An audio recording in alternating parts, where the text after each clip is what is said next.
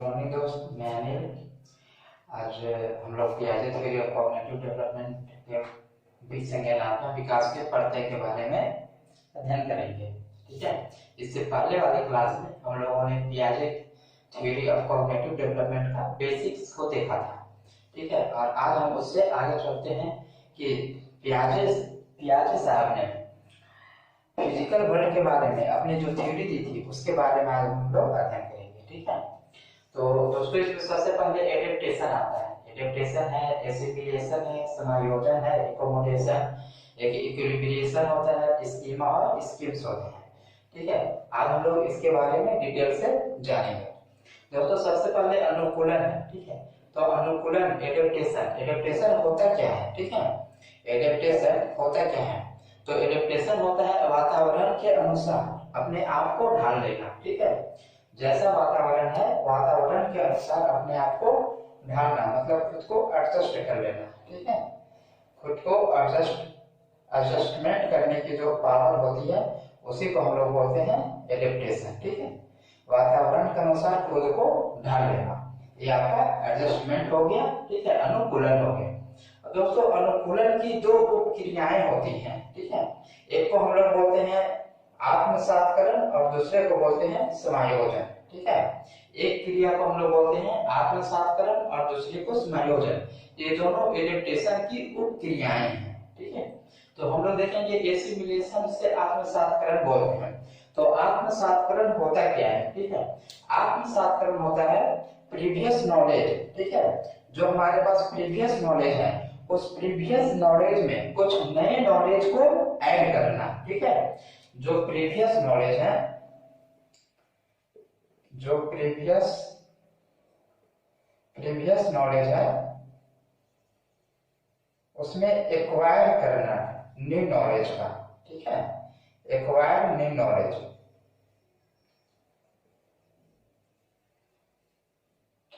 तो इसको हम लोग एसिमिलेशन बोलते हैं। मतलब जो हम लोगों के पास पहले से ज्ञान है उसमें कुछ न कुछ ऐड हो रहा है, तो उसे हम लोग एसिमिलेशन बोलते हैं। जैसे कि एक छोटा बच्चा है, ठीक है, उसको पता है कि एक दिन वो देखा कि एक काला कुत्ता है। ठीक है, उसको पता चला कि कुत्ता जो होता है वो काला होता है। कैसा होता है? तो ब्लैक। ठीक है ना। अब एक दिन वो देखा कि गली में एक उजला कलर का कुत्ता चला आ रहा है। ठीक है, तब उसने जब देखा कि उजला कलर का कुत्ता भी चला आ रहा है तो वो पता किया कि जो ब्लैक कुत्ता सिर्फ ब्लैक नहीं होता बल्कि कुत्ता व्हाइट भी होता है। ठीक है, उजला कलर का भी होता है। तो उसने अपने जो प्रीवियस नॉलेज था उसमें कुछ ना कुछ ऐड किया। ठीक है, वो ऐड क्या किया कि जो कुत्ता जो पहले काला था वो सिर्फ कुत्ता काला नहीं होता बल्कि उसमें उजला कुत्ता भी होता है।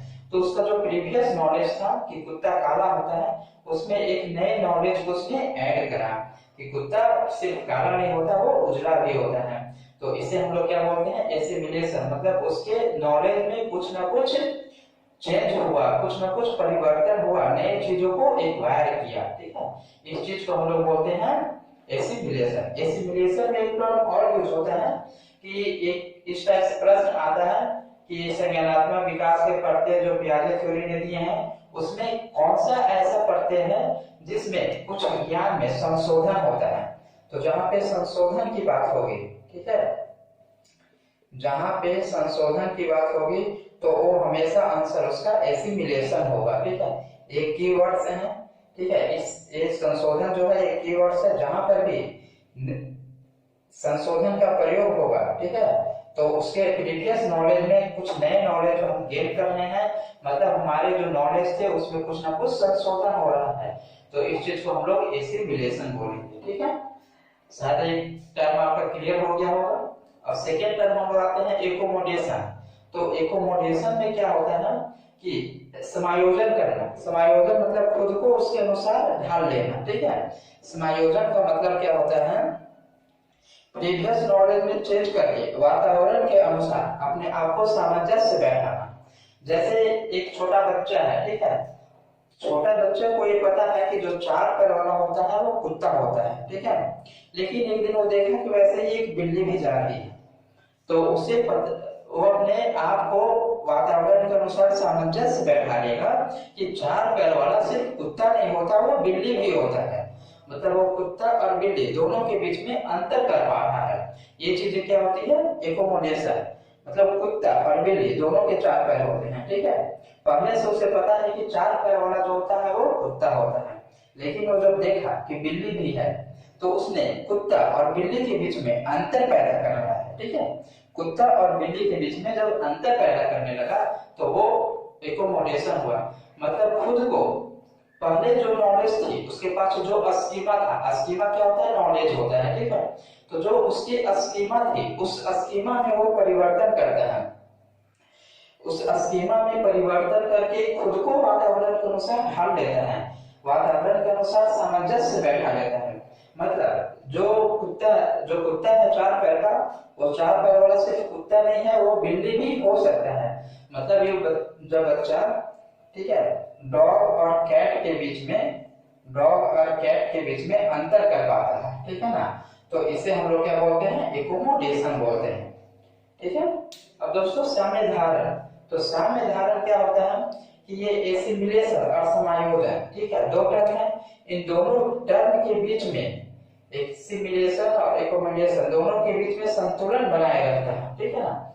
मतलब एसिमिलेशन और एकोमोडेशन दोनों के बीच में ये संतुलन बनाए रहता है, इसे हम लोग इक्विलिब्रिएशन बोलते हैं, ठीक है। अब हम लोग देखते हैं एक टर्म क्लियर हो गया, दोनों के बीच में क्या है? संतुलन बनाए रहता है। तो दोनों के बीच में संतुलन बनाता है जिसे हम लोग इक्विलिब्रिएशन बोलते हैं। अब आते हैं हम लोग अस्कीमा और स्कीम में, ठीक है। अस्कीमा क्या होता है? अस्कीमा एक नॉलेज होता है, मतलब जो हमारे पास जो मेंटल प्रोसेस होता है, जो हमारे पास पहले से एक्वायर किए गए नॉलेज है, उसको हम लोग अस्कीमा बोलते हैं। एक क्या किसी भी व्यक्ति का व्यवहार करने का खुद का ढंग, कि कौन व्यक्ति है वो किस तरह से कार्य करता है, इसे हम लोग अस्कीमा बोलते हैं, ठीक है ना। जैसे मान लीजिए कि 2 बच्चा है, एक बच्चा है वो किसी फंक्शन में गया, पार्टी में गया, ठीक है ना, तो वो आराम से अपने हाथ से खाना खा रहा है, तो वो व्यक्ति का खुद का करने का ढंग हुआ। अरे दूसरा बच्चा है वो भी सेम फंक्शन में गया हुआ है, सेम पार्टी में गया हुआ है, तो वो क्या है? नाइफ और फॉर्क से खा रहा है, ठीक है। तो ये दोनों के बीच में अंतर हो गया। तो व्यक्ति का व्यवहार करने का खुद का ढंग, एक व्यक्ति जो है वो हाथ से खाना खा रहा है और दूसरा व्यक्ति है वो नाइफ और फॉर्क से खाना खा रहा है, तो व्यक्ति का व्यवहार करने का ढंग जो होता है वो अस्कीमा होता है, ठीक है ना। जैसे मान लीजिए कि हमें यहाँ से दिल्ली जाना है, ठीक है ना, तो हम लोग वो सोचेंगे कि हम लोग बाई बस जाएं, बाई ट्रेन जाएं, बाई प्लेन जाएं, तो एक मेंटल प्रोसेस हो रहा है, ठीक है ना। तो इस मेंटल प्रोसेस को हम लोग क्या बोलते हैं? अस्कीमा बोलते हैं। Second thing I scheme. Scheme में होता है किसी भी कार्य को करने के लिए विभिन्न तथ्य जो अलग अलग एलिमेंट्स का प्रयोग किया जाता है, जैसे बाई बस हुआ, बाई रोड हुआ, बाई ट्रेन हुआ, बाई प्लेन हुआ, ये सारी चीजें स्कीम्स में आते हैं, ठीक है। तो सीधा सीधा दोनों में ये अंतर हो सकता है कि जो हम लोग कहीं भी हमें जाना है, ठीक है, तो हमारे सोचने का तरीका, जैसे हम लोग सोच रहे हैं, मतलब हम कुछ मेंटल प्रोसेस करेंगे, ठीक है, सोचना, तो ये सोचना जो हो जाएगा वो स्कीमा हो जाएगा, ठीक है ना। ये सोचना स्कीमा हो जाएगा, लेकिन अलग अलग तरीके, ठीक है, अलग अलग जो माध्यम, अलग अलग तरीके, ठीक है, या माध्यम, ये क्या हो जाएगा? ये आपका स्कीम हो जाएगा, ठीक है। ये दोनों के बीच जो डिफरेंस है ये बहुत इंपॉर्टेंट है, इसको याद रखिएगा। शॉर्ट में आप इसको याद रख सकते हैं कि जो सोचना हुआ वो स्कीमा हो गया और अलग अलग तरीके, अलग अलग माध्यम जो हुआ वो स्कीम हो गया। जैसे हम लोगों को लंदन जाना, ठीक है, तो हम लोग ये देख रहे हैं कि प्लेन से जाएंगे, शिप से जाएंगे, ठीक है, या ट्रेन से जाएंगे, ये जो भी है अवेलेबल, जो भी साधन है, प्लेन है, शिप है, तो अलग अलग तरीके से हम सोच रहे हैं, ठीक है ना। तो जो सोचना हुआ वो स्कीम हुआ और अलग अलग जिस मीडियम्स का यूज करेंगे, तरीके का यूज करेंगे, वो स्कीम हुआ। शायद आप लोगों को इस दोनों के बीच में डिफरेंस समझ में आ गया होगा। बहुत इंपॉर्टेंट है। स्कीमा और स्कीम्स एग्जाम्स में हर बार आते रहते हैं, ठीक है। और आने वाले एमपी टेट का एग्जाम्स हो या यूपी टेट का मेंस एग्जाम हो या सीटेट का एग्जाम्स हो या अपकमिंग जून में नेट का एग्जाम होने जा रहा है, तो उससे उस एग्जाम में भी पियाजे थ्योरी से क्वेश्चंस आते हैं। तो आई होप अनुकूलन क्या होता है, एसिमिलेशन क्या होता है, एकोमोडेशन क्या होता है, इक्विलिब्रिएशन क्या है, स्कीमा क्या है, स्कीम क्या है, आप शायद समझ गए होंगे। दोस्तों आज के लिए इतना ही। अगले वीडियो में हम लोग पियाजे के 4 स्टेज के बारे में डिस्कस करेंगे, ठीक है। तो आज के लिए बस इतना ही। धन्यवाद। जय हिंद, जय भारत।